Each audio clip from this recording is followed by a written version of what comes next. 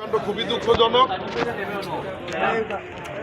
এই এলাকাটি মাননীয় প্রধানমন্ত্রী জননেতা জনাব তারেক রহমানের শ্বশুরবাড়ি হবার কারণে রাজনৈতিক প্রতিহিংসার শিকার হয়ে বিগত ২০ বৎসর এখানে কোনো উন্নয়ন হয়নি। আমি কথা বললাম, ঘুরে দেখলাম এখানকার রাস্তাঘাট, ব্রিজ, কালভার্ট, স্কুল, কলেজ, মসজিদ, মাদ্রাসা, খেলার মাঠ, খাল, বিল, কোনো জায়গায় কোনো উন্নয়ন হয়নি, সব অবহেলিত। আমি স্থানীয় সরকার পল্লী উন্নয়ন সমবায় মন্ত্রণালয়ের প্রতিমন্ত্রী হিসাবে স্থানীয় মাননীয় সংসদ সদস্য আমার শ্রদ্ধেয়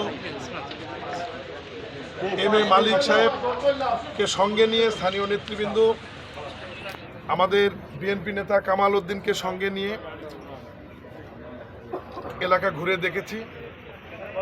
এই অবহেলিত এলাকায় আমরা রাতারাতি কিছু করতে পারবো না, তবে উন্নয়নের ধারাবাহিকতা অনুযায়ী অবহেলিত হিসাবে জরুরি প্রয়োজন যেগুলি সেগুলি আমরা অবিলম্বে শুরু করব এবং পর্যায়ক্রমে যা প্রয়োজন আছে আমরা আগামী ৩-৪ বছরের মধ্যেই সেগুলো আমরা শেষ করে ফেলবো ইনশাআল্লাহ।